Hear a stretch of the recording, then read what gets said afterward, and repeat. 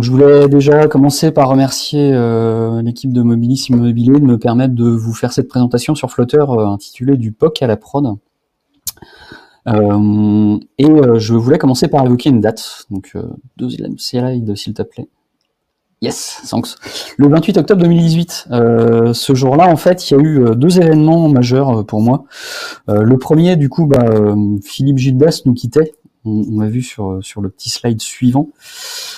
Philippe Gildas, en fait, pour ceux qui ne le connaissent pas, c'est un présentateur qui avait, entre autres, présenté l'émission Nulle part ailleurs, que j'avais regardé pas mal quand j'étais jeune, une émission des années 90. Je sais pas si tu as changé de slide ou pas, mais du coup, on est toujours sur la date. Impec, merci. Philippe Gildas, voilà, donc peut-être que vous reconnaissez sa tête. J'étais vraiment triste de le voir partir, en fait.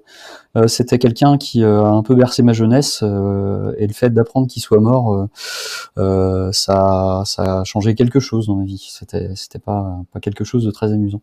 Deuxième événement, donc il y avait deux événements ce jour-là, je vous l'ai dit, et le deuxième événement, c'était mon premier commit en Flutter. Je m'étais lancé en fait à l'été 2018 dans un projet personnel de comparaison de framework de développement d'applications mobiles en cross-platform. J'avais défini quelques métriques en fait, la taille de l'application, le temps de lancement de l'application, l'utilisation en mémoire, le temps que j'allais mettre aussi pour développer ces applications-là. Et ces métriques-là, j'ai essayé de les appliquer sur 4 frameworks que j'avais sélectionnés. Ionic sur lequel je travaillais tous les jours en fait. NativeScript et React Native dont j'avais entendu parler sur les communautés dans lesquelles j'évoluais quoi. Et Flutter que j'avais gardé pour la fin, je les ai traités dans cet ordre-là, et j'avais gardé Flutter pour la fin qui était pour moi le framework que j'avais envie de tester par-dessus tout. C'est un framework qui commençait vraiment à faire le buzz à l'époque. C'était développé par Google, hein, ça semblait vraiment être chouette. Donc tout ce test-là en fait n'était qu'une façon pour moi d'appréhender le framework, voire de justifier son utilisation auprès de ma hiérarchie dans les projets qu'on pourrait avoir à traiter en production. Slide suivant, s'il te plaît. Du coup, voilà, je me présente. Je suis Simon Bernardin, je suis dev mobile depuis 2010. J'ai travaillé sur pas mal de techno, Android, Ionic, React, Flutter, que j'ai indiqué ici. J'ai aussi travaillé un petit peu sur Windows Mobile quand ça existait encore. J'ai fait de l'iOS de manière assez ponctuelle. Donc j'ai un peu touché à tout. Je suis chez MobiApps depuis 2 ans et demi. Chez MobiApps, on fait du Flutter en pro depuis 2 ans. Et je suis aussi co-organisateur du Meetup Flutter Grand Ouest, dont le premier événement aura lieu le 7 avril. Venez nombreux. Qui sera du coup un Meetup nantais pour Flutter. Et accessoirement, je suis aussi un grand amateur de Lego. Alors Flutter. Peut-être pour vous présenter rapidement, si vous connaissez pas cette techno-là, Flutter en fait c'est un framework qui est développé par Google depuis 2015, qui permet de faire du développement d'applications en cross-platform. Slide suivant s'il te plaît. Merci beaucoup. Donc c'est développé par Google. La V1 en fait est sortie en 2018, le 4 décembre. Et on peut développer des applications, alors historiquement sur mobile, sur iOS et sur Android. Le web a été ajouté pendant l'année. Windows vient juste d'arriver sur la prod. Et les versions Linux et Mac sont toujours dans les tuyaux. Linux est utilisé par Ubuntu sur leurs applications, toutes les applications qui gravitent autour de leur distro en fait. Entre autres, le programme d'installation d'Ubuntu est écrit en Flutter. Donc voilà, on peut faire vraiment beaucoup de choses avec Flutter. Je ne sais pas s'ils ont l'intention de s'arrêter un jour, mais aujourd'hui, on va pouvoir adresser pratiquement toutes les machines, toutes les plateformes du marché. Je ne vais pas rentrer plus dans le détail. Edouard Marquez a fait une presse très intéressante au DevFest à Nantes en 2021. Vous pouvez suivre le QR code pour voir cette présentation. Donc deux questions que vous pourriez vous poser. Pourquoi est-ce que déjà en tant qu'entreprise on s'est intéressé à Flutter? Déjà, à l'époque, il y avait pas mal de devs qui avaient entendu parler de cet outil-là. Les retours de ceux qui l'utilisaient étaient vraiment positifs, donc j'étais pas le seul chez MobiApps à avoir testé Flutter. Il y en avait pas mal d'autres qui avaient testé rapidement ce framework-là, et tout le monde était plutôt emballé par la techno. Il y avait un gros buzz qui se faisait sur la communauté. On en parlait énormément sur Stack Overflow. Il y avait pas mal de posts qui arrivaient sur Flutter. Sur Medium aussi, il y avait des articles qui sortaient. Donc voilà, il y avait vraiment une émulsion qui se créait. Ça intéressait les gens. Il y avait quelque chose qui se passait, quoi. Donc par notre métier, on a été un petit peu poussé à tester ça de manière un petit peu plus professionnelle, et donc on a commencé par faire des POC sur cette techno-là. Et la deuxième question que vous pourriez vous poser, c'est qu'est-ce qui justifie qu'on fasse un Rex aujourd'hui sur Flutter? Slide suivante, s'il te plaît. Merci beaucoup. Donc, comme je vous l'ai dit, en fait, on travaille avec Flutter depuis 2 ans. On a développé, vous allez voir, des applications assez différentes. Je vous en présenterai 2, mais qui sont à l'opposé l'une de l'autre. On a travaillé sur des versions également qui étaient au fil de l'eau. Donc, on a vu les différentes versions de Flutter sortir.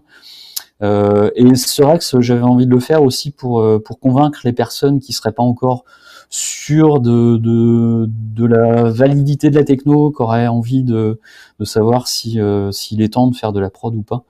Donc voilà, j'espère que je vais pouvoir vous convaincre à travers cette présentation. Et donc on va commencer par l'époque qu'on a pu mettre en place au sein de MobiApps. Le but en fait c'était déjà de valider le fait que Flutter soit une techno mûre, que on était sûr qu'on pouvait l'utiliser sur de la production. Donc on a mis en place des POC assez techniques dans un premier temps pour déjà tester un petit peu la techno, voir ce qu'elle était capable de faire, si elle avait des limites par rapport au natif par exemple. Si on était coincé sur certains points qu'il faudrait éviter du coup sur la production. Donc POC numéro 1, roulement de tambour, on a fait une petite application pour tester le BLE, le Bluetooth Low Energy. En fait, c'est une stack, un aspect technique qu'on avait déjà utilisé sur des applications natives. On connaissait en fait les limites qu'il pouvait y avoir en natif. On avait pas mal testé cette techno, entre autres avec l'utilisation d'objets connectés, un thermomètre appelé Hector. Donc on voulait comparer ce qu'on avait fait en natif avec ce que Flutter était capable de faire. Donc on est parti sur ce premier POC en utilisant les plugins Flutterblue pour la connexion aux objets connectés et Flutter Local Notifications pour afficher des notifications locales qui nous permettraient de consulter en fait ce que le thermomètre remontait comme information. Donc un petit exemple de code assez rapide. Nous, la question qu'on se posait, c'était surtout sur la découverte des devices, le scan de ce qui se passait autour de notre téléphone. C'était une partie qui était assez technique en natif. On voulait voir sur Flutter, qui du coup était un framework cross-platform, si ce serait simple ou pas. Donc en fait, en 2 lignes de code avec Flutterblue, on lance un scan. Ça va mettre à disposition un objet qui se présente sous la forme d'un stream, donc un objet de type observable sur Flutter. On va pouvoir se connecter à ces résultats et les parcourir détecter le device qu'on souhaite investiguer, se connecter dessus et à partir de là récupérer les caractéristiques, les descriptions de ce device, etc. Donc voilà, a priori ça semblait plutôt simple, comme on savait comment récupérer les résultats, parser les payloads envoyés par les périphériques Bluetooth. Bah finalement c'était juste cette partie-là qui nous a demandé de l'investigation pour s'assurer que ça fonctionnerait bien. Et donc le résultat de Spock, c'était super simple en fait d'intégrer du BLE dans une application Flutter. On était convaincu que sur cet aspect technique-là, Flutter répondrait à des questions de production.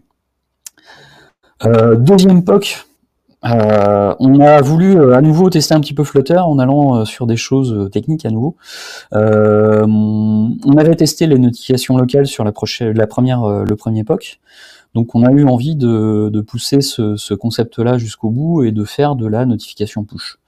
Donc on est parti sur Firebase Messaging et l'idée c'était d'avoir une application qui recevra des notifications push et sur laquelle, même quand l'application était en avant-plan, on pourrait afficher ces notifications. Donc on a à nouveau intégré le plugin de notification locale. Et petit exemple de code, à nouveau, là on instancie donc la notification locale. On instancie également Firebase Messaging. Si vous utilisez ce plugin aujourd'hui, le code changera un petit peu. Là, on était vraiment sur des versions assez jeunes du plugin Firebase. Mais dans le principe, ça reste la même chose. On récupère une instance de Firebase Messaging. On va l'initialiser avec les paramètres du compte qu'on souhaite utiliser sur Firebase, etc. Et on va configurer l'instance en question pour que si des messages sont reçus, une callback soit déclenchée, en l'occurrence la callback on message dans l'exemple en question. Et quand un message est reçu, on le parse et on va faire en sorte d'afficher une notification locale. Donc voilà, c'était finalement assez simple d'intégrer Firebase au sein d'une application Flutter. Le petit point qu'on a noté, c'est que l'intégration, à l'époque en tout cas, demandait d'avoir des connaissances assez solides en code natif. Une équipe qui aurait eu à intégrer Firebase dans un projet Flutter aura dû avoir des personnes qui connaissaient la partie iOS, la partie Android. Si vous avez fait un petit peu de Flutter, vous avez vu que vous avez des projets iOS, Android qui sont versionnés en fait, qui vont évoluer en même temps que le code Flutter potentiellement. On n'est pas comme sur Ionic où les plateformes sont générées un petit peu à la volée. Là, on va pouvoir manipuler les plateformes en question, entre autres injecter les fichiers de configuration Firebase, aller manipuler les manifestes côté Android et les playlists côté iOS par exemple, pour faire en sorte que ça fonctionne bien. Donc c'est plus simple aujourd'hui. Voilà, parfait. Bonne remarque. C'est ce qu'on m'avait dit. J'ai pas eu l'occasion de tester, mais à l'époque c'était un peu galère. Bon, POC numéro 3. Continuons. Google Maps, en fait, on avait un prospect qui voulait savoir s'il était possible dans une application Flutter d'embarquer une vue Google Maps. Si vous avez regardé un petit peu comment ça fonctionnait côté Flutter, il y a quelques composants qui sont natifs et intégrés dans Flutter à travers des vues qui sont construites par le framework. C'est le cas pour Google Maps et la WebView entre autres. Et on se posait la question à l'époque de savoir si ces vues natives embarquées étaient capables d'interagir avec de l'UI Flutter concrètement. Donc on voulait savoir si on pouvait avoir une scroll view dans notre application avec une vue Google Maps, mais d'autres éléments, des boutons, des champs de saisie, etc. Donc on a mis en place un petit POC. Le résultat va s'afficher devant vos yeux dans quelques secondes. Voilà, c'est fait. On a eu en fait, on a fait un truc assez simple avec juste une vue Google Maps, un bouton qui permettait d'interagir avec cette carte pour se centrer sur Londres, puis un champ de saisie et un immense carré rouge pour valider le fait que la scroll view fonctionnait bien. Du coup, voilà, ça s'est avéré payant, ça fonctionnait bien. En termes de performance, pas de problème. On a pu valider ça auprès du client qui, du coup, a continué à investiguer sur la plateforme et sur son projet. POC numéro 4, en fait, on avait utilisé des librairies sur les différents POC qu'on avait mis en place. Et la question qu'on s'est posée, c'est est-ce que intégrer une librairie, intégrer du code natif dans une librairie qui serait utilisée par une application Flutter, c'était simple ou pas? Pour tester ça, en fait, on est parti sur une librairie qui s'appelle uCrop, qui est une librairie qui permet en Android de prendre en entrée une image, des paramètres de recadrage de cette image et qui fournit en sortie l'image recadrée. L'idée donc c'était ça, c'était de créer une petite librairie qui wrapperait cette librairie uCrop, qui permettrait de mettre en place une application Flutter qui recadrerait des images avec du code natif, donc avec l'assurance d'avoir des performances correctes de ce côté-là. Donc est-ce que c'était simple ou pas? C'était toute la question. Et le résultat, c'est que oui, ça a été simple. Alors, juste un petit mot sur l'architecture, sur la façon dont ça se met en place sur Flutter. En fait, le framework met à disposition un objet qui s'appelle un channel que vous allez utiliser côté Flutter et côté natif, donc iOS, Android, Web, Windows, etc. Cette channel va vous permettre d'émettre des événements côté Flutter, d'émettre des événements côté natif. Ces événements vont pouvoir être écoutés du côté opposé. Et ce qui va se passer, c'est que côté Flutter, on va émettre un événement pour indiquer qu'on souhaite exécuter une méthode en la nommant et en passant ses paramètres. Côté natif, on va entendre cet appel, pouvoir déclencher du coup la méthode en question avec les paramètres qui ont été reçus. Et une fois que le résultat est connu, pouvoir l'envoyer à travers la channel à Flutter. Et du coup, l'app Flutter va pouvoir interagir avec cette librairie assez simplement. Donc le résultat, c'est super simple. On avait déjà eu à faire ce genre de choses avec Ionic par exemple, et ça s'était avéré beaucoup plus compliqué. Sur Flutter, on a été agréablement surpris par le pattern qui a été retenu par l'équipe et qui permet de faire ça de manière efficace et vraiment, vraiment facile. On avait ces 4 POC qui nous assurait que Flutter était capable de fonctionner un petit peu comme le natif sur des points assez techniques. Est-ce qu'il était facile du coup de créer une application? C'est la question qu'on s'est posée par la suite. Et du coup, on a décidé de prendre une application qu'on avait publiée, qui existait, pas vraiment Ionic, mais Cordova. Autant pour moi, Sébastien, Très bien. Oui, pour le développement de plugins, effectivement. Capacitor est plus simple, j'ai pas eu l'occasion de tester ça. Donc voilà, on avait une application qui s'appelait MeisterPro qui avait été développée en Ionic, et cette application, en fait, c'est un store privé qui va se brancher sur un MDM. MDM, c'est du SaaS, en fait, qui permet de créer des comptes, de donner des rôles aux gens et de leur assigner des applications qu'ils vont pouvoir installer sur leur device. Donc ça permet en fait d'avoir une flotte de devices qui vont avoir une liste d'applications installables assez facilement. L'idée, c'était de réécrire cette application en Flutter, de vraiment pousser la techno au bout de ce qu'elle était capable de faire, en se basant au maximum sur les widgets qui étaient fournis par le framework, et de tester tout ce qui était navigation, mise en place d'architecture, utilisation des API, etc. Donc pour cette application, on a utilisé entre autres le plugin Hero, qui permet d'avoir une transition entre des pages. J'ai pas de slide particulier pour le visuel, mais du coup voilà, on a utilisé le plugin Hero. On a aussi utilisé un widget qui permet d'avoir un header sous la forme d'image qui va se rétrécir jusqu'à avoir simplement du texte. Donc tout ça, on l'a mis en place pour avoir un maximum d'animation. Sur l'architecture, ça s'est passé aussi très bien. Sur la communication, ça s'est passé très bien. Donc le résultat de ce POC, c'est qu'on était vraiment content de ce qu'on avait réussi à faire avec Flutter. On a pu mettre en place une archi un peu complexe, avoir un système vraiment efficace et maintenable surtout.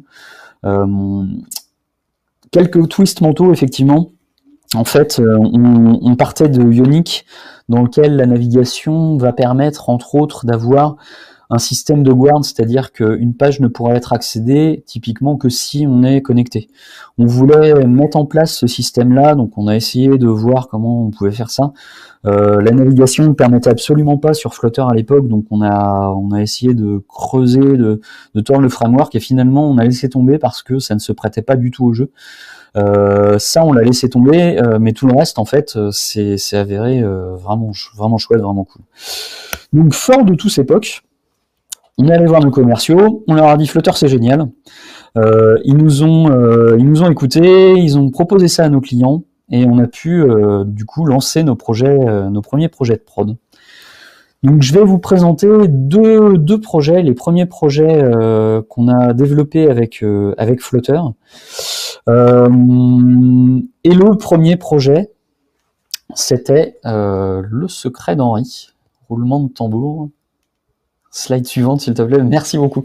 Le secret d'Henri, donc un jeu, en fait. Le premier projet qui nous a été proposé, c'était de refondre un jeu qui avait été développé avec Cocos 2DX, qui était sur une très vieille version de ce framework qui permet de faire des jeux mobiles, qui n'était plus maintenable, qui de toute façon chez le client il n'y avait plus les ressources pour s'en occuper. Donc comme ils avaient envie de partir sur une nouvelle techno, on les a accompagnés sur Flutter, on leur a proposé d'utiliser ça. Ils nous ont écoutés, et donc ce jeu, c'est un jeu narratif dans lequel on va suivre l'histoire d'un personnage, Layla, qu'on voit sur l'écran de gauche. Et à travers des dialogues, on va suivre l'histoire de sa rencontre avec Henri, qui vient d'arriver dans son lycée, et qui du coup a un secret. Son secret, c'est que c'est une rockstar. Oui. La salle est en délire, avec beaucoup de rebondissements, effectivement, Xavier. Donc voilà, ce projet, un jeu, est-ce que c'était possible de le faire en Flutter? Il y avait quand même beaucoup de contraintes techniques. Je sais plus si je l'ai dit, mais tous les personnages en fait sont affichés en 3D. Donc l'idée c'était de repartir du moteur qu'ils utilisaient, qui est Live 2D, qui est un moteur qui permet de faire ce genre de jeu en fait, des jeux narratifs avec des personnages, qui propose en fait un SDK soit en web, soit en C++. Il y avait aussi une contrainte de modularité. Le client en fait souhaitait que cette base de code qu'on allait produire soit réutilisée sur d'autres projets.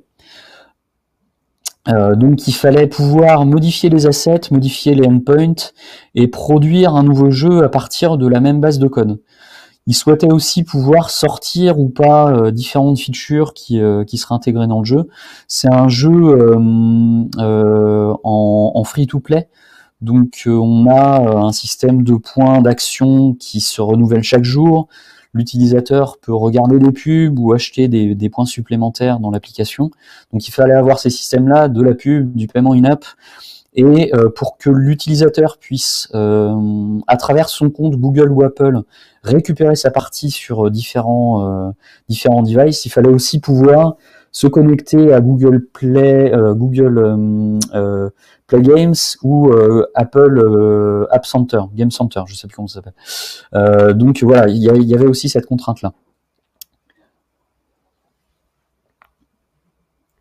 Pour valider ça, on est parti sur la création de plusieurs POC. On a commencé par poker en fait les systèmes de pub, de paiement et d'accès au Play Games et au Game Center. C'est beaucoup plus facile quand on a les noms sous les yeux. cette époque-là, en fait, on a trouvé assez rapidement des plugins qui permettaient de faire un petit peu tout ce qu'on voulait. Pour la pub et le paiement, c'est passé crème. Il y avait ce qu'il fallait sur l'étagère. Il n'y a que pour les accès aux Play Games et au Game Center qu'on a dû faire des petites adaptations. En fait, des plugins existaient dans des versions assez jeunes mais fonctionnelles. Par contre, ce qui nous manquait, c'était la possibilité d'enregistrer et de récupérer des valeurs sur ces services-là. Donc on a dû prendre une librairie, la forquer et rajouter cette feature-là, mais ça s'est révélé finalement assez simple, et ça a été validé rapidement, quoi. Pour la partie Live 2D, donc je vous ai dit qu'il y avait un SDK qui fournissait des implémentations en web et en C++. On a commencé par le C++, parce qu'on avait des gros doutes sur les performances si on intégrait du web dans Flutter avec un moteur Live 2D, un moteur 3D en fait, embarqué en plus. Sur le C++, on a rapidement réussi à avoir quelque chose d'à peu près fonctionnel. Par contre, on a appris à ce moment-là que le client avait déjà développé un petit wrapper de la librairie qui lui permettait de faire des choses qui l'intéressaient en fait, qui étaient déjà branchées sur leur serveur. Donc l'idée c'était finalement plutôt de repartir de ce qu'ils avaient fait et de partir sur le web. Ce qu'on a mis en place, c'est une architecture que je vous présente là. Donc Flutter va être le moteur, l'orchestrateur finalement de l'application. Il va aller communiquer avec le serveur client. À chaque nouveau dialogue, on va avoir des messages reçus du serveur qui vont nous indiquer les textes à afficher, mais aussi des animations à déclencher, des modèles à afficher ou non à l'écran. Tous ces modèles, toutes ces animations, c'est des choses qui sont téléchargées par l'application au démarrage de l'application. Donc on embarquait finalement assez peu de modèles 3D dans l'application packagée. Et du coup, la petite contrainte, c'était que il fallait faire en sorte que la WebView qui embarquait le moteur 3D soit capable d'aller récupérer localement les assets qui avaient été récupérés par l'application Flutter. Pour faire ça, on était obligé de passer par un serveur web, en fait. L'application web indiquait quel modèle elle avait besoin, le serveur web parsait cette requête, allait chercher les assets en mémoire et les renvoyait en base 64 à notre vue web. On a été très surpris de voir que ça marchait très bien, que les perfs étaient vraiment excellentes. Et ça nous a fait gagner un temps fou d'avoir ça, donc on était vraiment ravis de voir que ça marchait bien et on est parti sur la solution web plutôt que d'avoir à redévelopper tout le petit wrapper qui avait été fait par notre client en C++. On a réutilisé leur librairie JavaScript et on l'a intégré directement dans le projet. Donc voilà, première épine du pied enlevée. Je vous ai parlé de la modularité. Il fallait pouvoir changer les assets, enlever ou rajouter des features au projet. Et pour faire ça, en fait, ce qu'on a fait, c'est avoir un projet d'application centrale avec tout un tas de librairies qui tournaient autour des librairies écrites en Flutter. Au final, on s'est retrouvé avec une dizaine de projets de sous-projets sur cette application-là. La crainte qu'on avait, c'était en mettant en place cette architecture, est-ce que ça allait bien fonctionner, est-ce qu'il allait pas y avoir des points de friction. Par exemple, si je fais une modification dans la librairie configuration, est-ce que il va falloir que je rebuild intégralement mon projet pour que ça fonctionne? Est-ce qu'il faut rebuilder toutes les librairies les unes après les autres? Et en fait, non, avec Flutter, ce qui est vraiment chouette, c'est que quand vous utilisez une librairie de manière locale, donc dans votre pub.dev, vous allez pouvoir dire que au lieu de pointer sur Git par exemple, vous allez pointer sur un chemin local. Si vous modifiez votre code localement et que vous faites juste un reload de votre application, le code est tout de suite pris en compte par l'app. Donc ce point de friction qu'on craignait d'avoir, en particulier ceux qui avaient eu la chance de travailler avec Eclipse à certaines époques de leur vie, c'est pas concrétisé. On a été à nouveau agréablement surpris par par la puissance de Flutter de ce point de vue-là. Point suivant, c'est sur l'architecture. On était sur un jeu, on n'avait pas envie d'avoir un système de navigation avec des écrans, on avait envie de s'éclater un petit peu de ce point de vue-là, et de faire quelque chose d'un petit peu exotique avec un système d'événements. Et l'idée qu'on a eue, c'est d'avoir une stack qui empilait nos différentes couches, donc on a défini les couches d'affichage du jeu. Une couche d'erreur, une couche pour l'affichage des modales, que ce soit pour le paiement in-app, les différentes choses qui pouvaient s'afficher dans des modales, une couche pour tout ce qui était écran de login, une couche pour le menu, donc pendant le jeu on va pouvoir cliquer sur un bouton, il y a un petit téléphone qui s'affiche avec une animation, et puis on va pouvoir consulter ses SMS, voir les nouveaux avis, les nouveaux amis qu'on s'est fait, etc. Et puis toute la partie paramétrage de l'application. Une partie pour l'affichage des pubs, une partie pour les dialogues et une partie pour la scène. Tout ça donc orchestré par un système d'événements émis par l'application ou par n'importe quelle couche, qui in fine renvoie des états qui vont être interprétés par les couches. Donc chaque couche va s'enregistrer sur une liste d'événements et changer son affichage en fonction des événements reçus. Sachant qu'on embarquait une WebView, qu'il allait y avoir des animations sur potentiellement plusieurs couches en même temps, que l'interface allait être assez lourde, mine de rien, puisque il y avait pas mal de choses à mettre en place, est-ce que ça allait bien fonctionner ?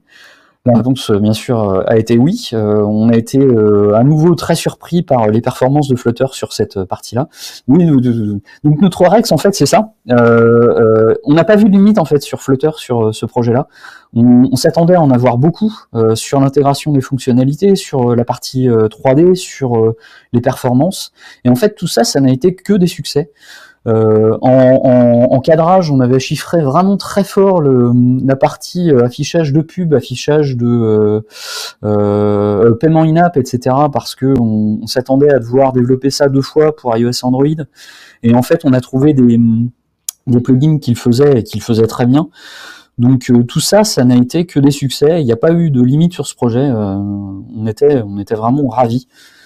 Et donc on a voulu continuer à créer des applications sur Flutter, d'où la deuxième application sur laquelle nous avons travaillé. Une application plus classique, une application métier, Art Report. Cette application en fait a pour cible les métiers de l'art. Dans le monde de l'art, ce qui va se passer, c'est que vous avez des propriétaires d'œuvres d'art qui vont potentiellement prêter leurs œuvres à des musées, par exemple, pour des expositions. Le risque, comme pour n'importe quel prêt, comme pour n'importe quelle location, c'est qu'il y ait des problèmes au niveau de la manipulation des œuvres, qu'il y ait des soucis d'ordre matériel, que les œuvres soient détériorées, en fait. Pour contrer ça, ce qui se passe, c'est qu'on va avoir des constats qui sont créés à chaque instant du déplacement d'une œuvre. Donc, un utilisateur de cette œuvre-là va avoir un portefeuille d'œuvres sur lesquelles il va pouvoir créer des constats, sur ces constats prendre des photos et mettre donc des annotations pour indiquer s'il y a un problème à un instant T. Et à la fin de la manipulation de l'œuvre, on va générer un fichier PDF qui va servir pour la mise en place d'assurance, le déclenchement des assurances, si jamais il y a eu des soucis. Sur cette application, il y avait à nouveau des contraintes techniques. Donc c'était une application, à nouveau une refonte. L'application existante avait été créée avec Xamarin iOS, donc n'était disponible que sur iOS. Le but du client, c'était à la fois de reprendre la main sur le code, ils n'avaient pas de compétences en Xamarin, et aussi de proposer l'application sur Android. On leur a proposé Flutter, parce qu'on aimait Flutter et que ça semblait être pertinent d'utiliser Flutter dans ce cadre-là, et ils nous ont suivis sur ce choix-là.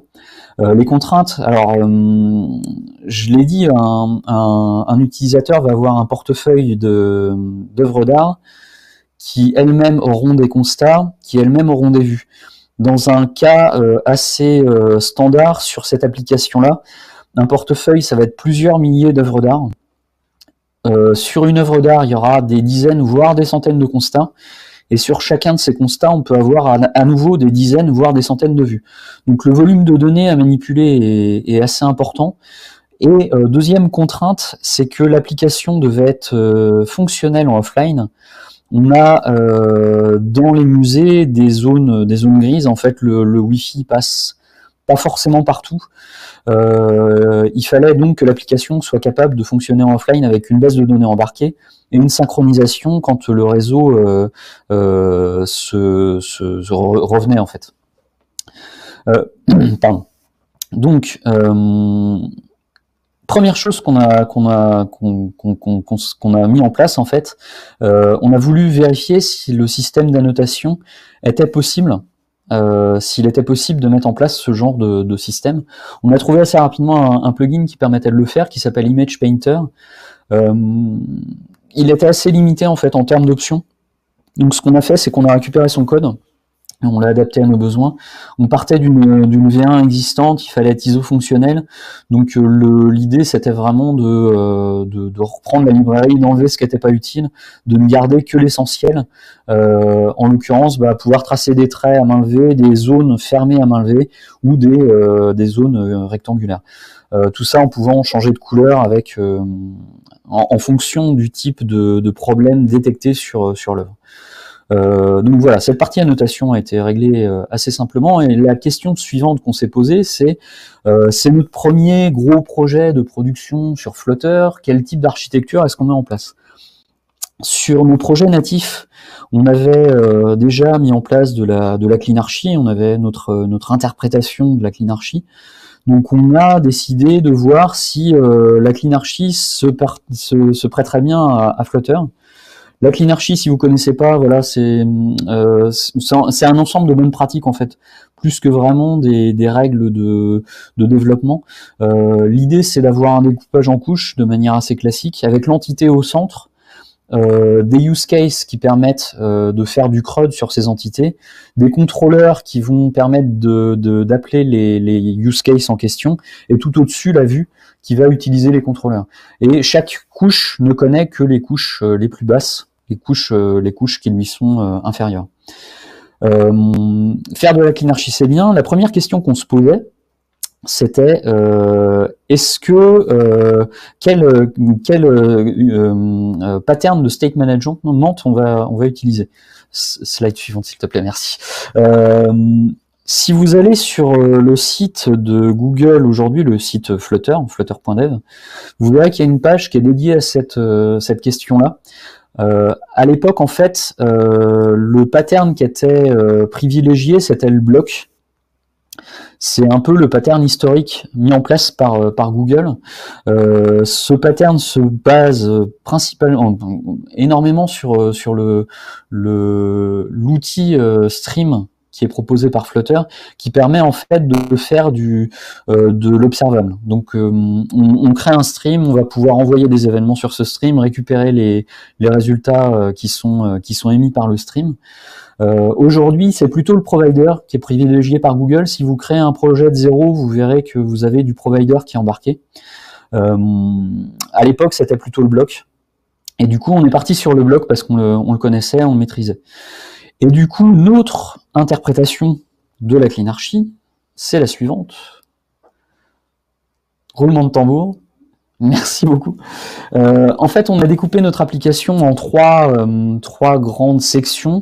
Une section présentation qui correspond à la vue, dans laquelle on a nos pages, et pour chaque page, un bloc qui fait office de contrôleur. Dans la partie domaine, on a défini nos entités, nos use cases, et dans la partie data, on a les repositories qui permettent d'interagir avec les données à travers des objets data source, donc pour récupérer les objets soit en DAO, soit sur les API. La page communique avec le bloc, qui communique avec le use case, qui communique avec le repository, qui communique avec DAO, API, et tout ça, ça remonte ensuite vers la vue en repassant les différentes couches. Cette architecture s'est avérée vraiment facile à mettre en place sur Flutter. Ça fonctionne bien. On a fait un petit peu d'injection de dépendance avec Getit. get it est injectable pour tout ce qui est déclaration de repository dans la partie domain, mais avec des implémentations plutôt côté data. Le résultat de alors tout ça, oui, je voulais mettre un petit mot sur la synchro, effectivement, ça me semblait intéressant. Pour la synchro, alors je vois que j'ai déjà mis presque 40 minutes, donc je vais accélérer un petit peu. Pour la synchro, en fait, ce qu'on a fait, c'est faire en sorte que l'application fonctionne en premier lieu sur la base de données. Donc à chaque fois qu'une page est affichée, qu'il y a une interaction de l'utilisateur, en fait, on va travailler sur la base de données, puis vérifier s'il y a une synchronisation possible avec le serveur. Est-ce qu'il y a des mises à jour, etc. Et si jamais il y a quelque chose sur le serveur qui est nouveau, c'est intégré en base de données. Comme notre page est branchée sur la base de données avec un stream, dès que la base de données change, ça va mettre à jour la vue. Je peux déborder, super, j'ai encore 1 heure. Impec. Top. Donc voilà, l'application finalement fonctionnait directement avec la base de données, c'était cool et on avait l'assurance que même s'il n'y a pas de réseau, l'application continuera à tourner. Sur cette application, on a vu quelques limites à Flutter. La principale limite qu'on a eue, en fait, c'est en rapport avec le fait que Dart soit monothreadé. Si jamais vous faites des traitements lourds sur Flutter qui prennent beaucoup de temps processeur, vous allez voir que votre UI va être ralenti. Sur les premières versions de l'application, on était parti sur des écrans de chargement un petit peu chouettes avec des animations, etc. Et rapidement, on a dû les mettre de côté. Dès qu'il y avait une synchronisation lourde, typiquement la première synchro où on récupère toutes les œuvres, tous les constats, toutes les vues, c'était plus possible en fait, les écrans de chargement se bloquaient complètement, on avait l'impression que l'application était frisée, cassée en fait. Donc on est parti sur des choses plus simples avec simplement des barres de défilement qui là pour le coup fonctionnaient plutôt bien. Par contre, il y a eu quand même beaucoup de succès. L'intégration des annotations, je vous l'ai dit, ça a été super rapide à mettre en place. La base de données SQLite embarquée, pareil, ça a été un vrai bonheur. On a essayé de trouver des librairies qui ressemblaient un petit peu à Room pour Android, et on a trouvé des choses qui s'en rapprochaient vraiment. Donc on a été content de ce qu'on trouvait et ça a été facile à mettre en œuvre. Et pareil, l'architecture, ça a été vraiment du succès de ce côté-là. On a pu implémenter ce qu'on connaissait, repartir sur des bases qu'on maîtrisait et avoir une archi maîtrisée. Aujourd'hui, on a d'autres projets sur Flutter. On continue à vendre du Flutter, on continue à avoir des projets qui arrivent. Je vous ai mis des impressions d'écran d'une application qui s'appelle SD Booking, qui est sur les stores, qui permet de réserver des vols sur des compagnies privées. Donc voilà, à nouveau un succès. Graphiquement, elle est vraiment chouette. On a aussi aujourd'hui une application en cours de développement de télécommande d'objets connectés. Et on continue à améliorer notre archi en passant entre autres par un découpage en feature. Donc la conclusion de mon Rex, c'est que Flutter c'est cool, Flutter c'est vraiment chouette. On a vu des limites, effectivement, on a vu des limites sur Dart entre autres. Flutter est monothreadé. Aujourd'hui, il y a plus de facilité à faire des isolates qui permettent d'avoir des espèces de threads. C'est quelque chose qu'on n'a pas encore creusé et qu'on aimerait bien voir. La petite limite qu'on avait au tout début en se lançant sur Flutter, c'est que Dart, c'est utilisé nulle part ailleurs. Petit clin d'œil à Philippe Gildas. Donc voilà, vous faites du Flutter, vous faites du Dart, et du coup vous apprenez un langage que vous n'utiliserez a priori pas sur d'autres couches, d'autres aspects du métier. Même si on peut aujourd'hui faire un petit peu de back avec Dart, mais ça reste assez peu répandu. Et nos succès, perf de dingue. Tant de dev, j'ai vu passer ça dans les commentaires. Effectivement, on va beaucoup plus vite à faire du Flutter qu'à faire du natif, avec des résultats qui sont assez proches de ce qu'on produira en natif. Et mine de rien, si vous avez une équipe qui est formée au web, Flutter, Dart est très proche de JavaScript. Donc ça s'appréhende assez rapidement pour des équipes de ce style-là. Aujourd'hui, du coup, il y a des choses qu'on a envie de tester. Slide suivante, s'il te plaît. C'est Euh, le web, le desktop, on n'a pas encore eu l'occasion de faire des projets dessus. Les isolates, j'en ai parlé, on aimerait bien voir comment ça se comporte, tester ça un petit peu sur des projets de grande envergure. Et on a mis en place des ateliers no-code à travers notre communauté de pratique. On a testé Flutterflow, qui est un outil vraiment chouette qui permet d'aller assez loin. On a testé ça sur une après-midi, on n'est pas allé au bout du sujet, donc il y a vraiment des choses à faire a priori avec ça. À voir si on pourrait pas le proposer à nos clients pour faire des petits MVP, des choses comme ça. Et puis les tests auto, on en a fait un petit peu, mais pas beaucoup. Vous savez ce que c'est dans le monde de la programmation. Tout le monde dit que les tests c'est bien, mais personne n'en fait. On est dans le même cas de figure chez Mobiapps. Voilà, ma présentation est terminée. J'ai un petit peu dépassé, mais je vous remercie de votre patience et d'avoir participé. Et je suis à vos dispositions pour répondre à vos questions. Merci Simon, c'était vraiment top ce Rex, super complet. Bon, j'étais un peu à la rue sur la presse, mais bon, on n'avait pas répété, donc ça va. Tu me dis la prochaine fois que tu as une presse, tu m'invites et puis je te referai tes slides. Ça marche, on prendra une après-midi. Avec plaisir.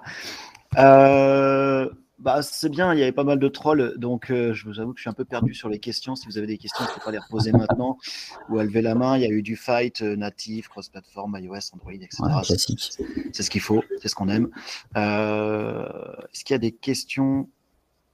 Tiens, il y a quelqu'un qui lève la main, ça c'est nickel, je prends. Thomas, normalement, tu vas monter sur scène. On demande juste vidéo, son, tu valides et tu nous rejoins. Nickel. Bonjour. Bonjour, j'ai un son chelou. Ouais. C'est bon. Il y avait d'autres gens. Ouais, désolé, je voulais vraiment pas être si troll que ce que j'ai eu l'air dans mes messages. Merci beaucoup, franchement, c'était super intéressant, ça a l'air super, super puissant. Est-ce que toi, tu trouves vraiment que ça réduit le dev par deux par rapport à deux développements iOS Android? Est-ce que d'habitude, vous faisiez ça avant et là, tu arrives avec une seule équipe à aller vraiment très, très au bout, où il y a quand même des nécessités d'avoir des spécificités d'un côté iOS, d'un côté Android, et du coup, quand même de refaire un peu du code en parallèle. Et du coup, je sais pas si on dit que le projet de base il était à 100, tu tombes à du 125 sur du Flutter et il y a du 200 si tu fais du double plateforme, quoi. Ce qui est souvent pas tout à fait vrai non plus. Alors, on divise pas vraiment le temps par deux, je pense pas. C'est quand même important. Alors, je l'ai évoqué rapidement dans ma presse, mais c'est vraiment important, au moins en début de projet, d'avoir des gens qui connaissent les plateformes cibles. On va de toute façon devoir déployer sur ces plateformes, donc il faut au minimum savoir faire ça. Si on intègre des fonctionnalités un petit peu pointues, comme du Bluetooth, comme Firebase, etc. Ouais, tout à fait. Ouais. C'est important que les gens sachent comment ça fonctionne sur le natif et pas peur d'aller mettre la main dans les projets en question si besoin est, quoi. On divise pas vraiment le temps par deux, on divise. Alors sur l'intégration graphique, par contre, on gagne vraiment beaucoup de temps. J'ai refait un petit peu d'Android récemment et à l'époque je trouvais ça génial. Aujourd'hui, j'ai pleuré des larmes de sang. Une fois qu'on a fait du Flutter, c'est pénible en fait de repartir sur du layout. Est-ce que tu fais de l'iOS aussi? J'en ai fait, mais un tout petit peu. C'est pour voir comment ça se comparait par rapport à SwiftUI, par exemple, qui est quand même beaucoup plus agréable aussi. SwiftUI, Jetpack Compose, voilà. Jetpack Compose, c'est plutôt ça qu'il faut comparer, quoi. Ouais. On est sur un petit peu la même structure, Jetpack Compose, SwiftUI, Flutter, c'est de la programmation déclarative. Et au final, alors j'ai pas trop testé Compose récemment, mais sur Flutter, ce qui est vraiment génial, c'est le live reload. Tu modifies la couleur d'un champ et tout de suite sur ton device, tu vas le voir changer. Okay. Ouais. Ça fait gagner un temps fou sur l'intégration. Très web, quoi. Ouais. SwiftUI, c'est un peu ça aussi. Mais beaucoup plus performant que sur le web. Ionic, il faut attendre 3 à 4 secondes pour que ça change. Sur Flutter, c'est instantané. Ok. Et une autre question un peu plus méta, c'est ce que je disais un petit peu, moi, dans le chat, ça fait super longtemps que je suis développement iOS et j'ai l'impression que tous les 2-3 ans, il y a un nouveau challenger pour le cross-platform, mais que les challengers précédents, genre PhoneGap, Xamarin, etc., ne sont plus trop utilisés. Du coup, je me retrouve régulièrement avec des prospects qui arrivent en disant j'ai eu le cas il n'y a pas longtemps, j'ai fait une app Xamarin, mais je trouve personne pour la maintenir. Ça semble pas très bon de côté Windows sur Microsoft sur le fait de continuer Xamarin. Est-ce que avec Flutter, on se rend pas aussi dans un nouveau cheval? Bon, c'est Google derrière, mais avant, on a eu d'autres grands noms qui ont essayé aussi. Et Ouais. en fait, dans 2 ans, 3 ans, Google, il dit, finalement, je fais pas ça parce que j'ai d'autres trucs, j'ai d'autres chats à fouetter. Et on se retrouve avec une application où il n'y a pas un bout de code qui peut être repris, quoi. Alors, je vais juste te reprendre sur les chats parce que j'ai mis un chat sur ma presse. Faut arrêter le troll maintenant, ça suffit. Mais alors, j'ai pas de boule de cristal, mais Non, bien sûr. ce qui est rassurant avec Flutter, c'est que Google s'investit énormément dedans. Et que si tu as entendu parler de leur nouveau système d'exploitation, alors qui n'est pas encore vraiment utilisé, on ne sait pas ce qu'ils veulent en faire, Fuchsia, je sais pas si tu en as entendu parler. J'ai vu dans le chat là, mais ouais. Alors personne ne sait encore trop ce que Google va en faire. Ils bossent pas mal dessus, ça évolue quand même assez vite. Et le langage qui est utilisé pour faire du Fuchsia, c'est Dart et c'est Flutter. Donc c'est assez rassurant de voir que Google continue à bosser sur Flutter et a l'air de vouloir en faire quelque chose d'autre, quelque chose de plus que simplement un framework de développement d'applications cross-platform. Ok, ouais. Après, on ne sait jamais. Direct avec Android qui est aussi chez eux, quoi. Oui, bah ouais. Peut-être ce sera utilisé plus pour les objets connectés. Typiquement, ils mettent ça dans leur Google Home. Les versions avec écran commencent à embarquer Fuchsia. À l'avenir, est-ce que ce sera utilisé ou pas? Est-ce que Flutter va être remplacé par quelque chose d'autre? Oui, sûrement un jour. Quand, après, je ne saurais pas dire. Et vos clients, ça, ils le voient comment? Typiquement, le client où tu dis qu'il était lui-même sur Xamarin avant, vous arrivez à lui revendre du cross-platform derrière. C'était pas dilettant, mais... je crois que c'est bravo à nos commerciaux déjà, parce qu'ils font un travail formidable. Ils nous écoutent et ils arrivent à vendre ce qu'on a envie de faire, donc c'est chouette, c'est vraiment chouette. Après, c'est un peu le problème dans le monde mobile, j'ai envie de dire. Tu crées une application Android ou iOS aujourd'hui, tu la laisses mourir, tu t'y touches pas. Dans 5 ans, non seulement elle sera plus maintenable, mais elle sera peut-être même éjectée des stores, quoi. Donc, on est obligé de continuer à se tenir un petit peu au courant. C'est vrai que ça demande plus de travail de réécrire complètement une application sur un nouveau framework, mais c'est un peu le problème quand tu commences à faire du mobile finalement. C'est pas comme sur le web où ça fonctionnera éternellement. Là, il y a une espérance de vie, quoi. Ok. Merci beaucoup. C'était super intéressant et super bien animé. Avec plaisir. Je crois qu'il y a quelqu'un d'autre. Allez, c'est parti. Guillaume Roux. T'as commandé à manger, Simon? C'est bon? Ouais, c'est bon. Pas de problème. Je regarde ma secrétaire. Bonjour. Bonjour Guillaume. Je suis développeur Flutter également et j'aurais aimé savoir un petit peu quelles étaient les librairies aujourd'hui de ton expérience qui sont les plus cool que tu as trouvées pour l'instant. Gatit, c'est vraiment chouette. J'ai plus envie de parler de librairie technique que de librairie graphique. On fait du bloc, du coup on utilise Flutterblock, assez classiquement. Pour la base de données, on avait utilisé une librairie qui a changé de nom, et j'oublie tout le temps le nom qu'elle a aujourd'hui. C'est Moore, anagramme de roue. Ouais, c'est ça. Ok. Qu'est-ce qui a justifié du coup ce choix de Moore particulièrement? Parce qu'au moment où Moore est sorti, il y avait déjà SQLite qui était sorti depuis quelques temps, par exemple. Est-ce qu'il y avait une raison particulière à ce choix de DB? J'avais envie de trouver quelque chose qui ressemblait à Room en fait. Okay. J'avais utilisé Room sur Android. Je trouvais ça génial de passer par des petites interfaces très simples et de pouvoir mettre en ligne tes requêtes, etc. Et du coup, en creusant, j'en ai trouvé deux qui ressemblaient un petit peu, Room et Moore et une autre. Et Moore m'a eu l'air d'être plus adapté à nos besoins, parce qu'entre autres, tu pouvais te brancher en stream. Et je crois que l'autre le faisait pas à l'époque. Ouais. Donc on a choisi cette librairie-là. Il y a une autre librairie qui est utilisée dans un projet. J'ai peur de pas Plumes, non, je sais plus. Une librairie en fait qui permet de faire de la gestion d'erreurs. Je travaille pas sur le projet malheureusement, je suis sur autre chose en ce moment, mais les équipes qui s'en servent m'ont donné des retours vraiment positifs.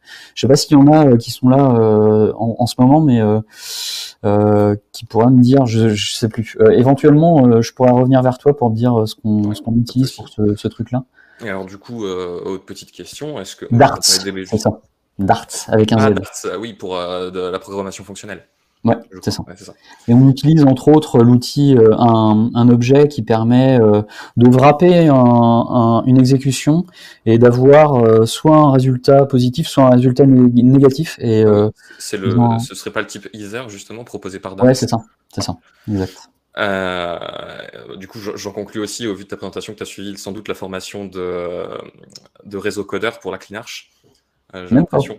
Parce que ah ok, bon, peut-être pas, parce que l'implémentation que tu décrivais justement était très ressemblante.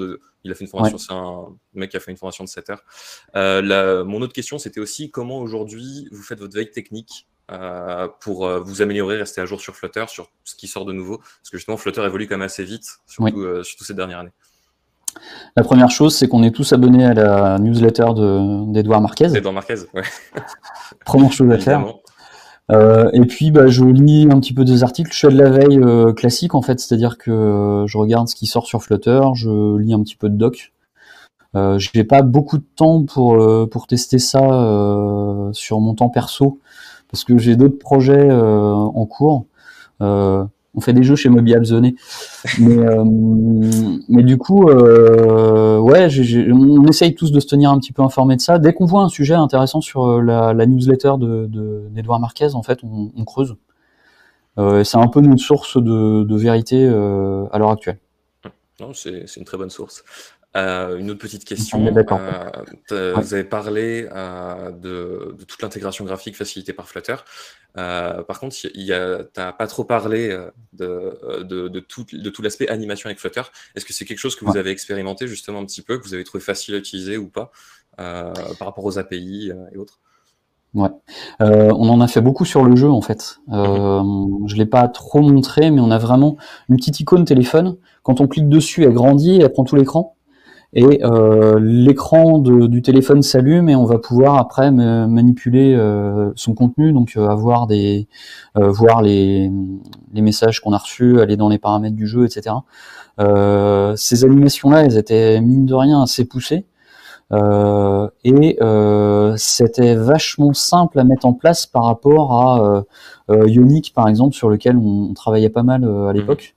Donc ouais, sur l'aspect animation, on a été aussi agréablement surpris par les perfs, par la facilité d'implémentation, par les outils qui sont disponibles aussi. C'est vraiment simple. Ouais, il y a beaucoup de librairies pour faire des choses assez poussées. C'est pas forcément la peine de mettre les mains dans le cambouis pour faire quelque chose. Il y a beaucoup de librairies qui existent et qui peuvent éventuellement permettre de faire ce que tu as envie de faire, quoi. Ok, merci beaucoup. Je t'en prie. Est-ce qu'on a d'autres questions? Et par rapport aux librairies, moi je rebondis juste, tu parles beaucoup de librairies, effectivement. Nous, c'est une crainte qu'on a, ça, qui dit librairie, dit dette technique. C'est quoi ton regard par rapport à ça, sur le fait d'accumuler beaucoup de libs, à maintenir à jour, ça fait d'autant plus de veille, bien évidemment, à tester, etc. Donc, mon point de vue, c'est que oui, c'est un problème. C'est un problème qu'on a sur tous les projets. On essaye au maximum de réduire le nombre de librairies qu'on utilise. On va pas intégrer une librairie juste pour un petit truc.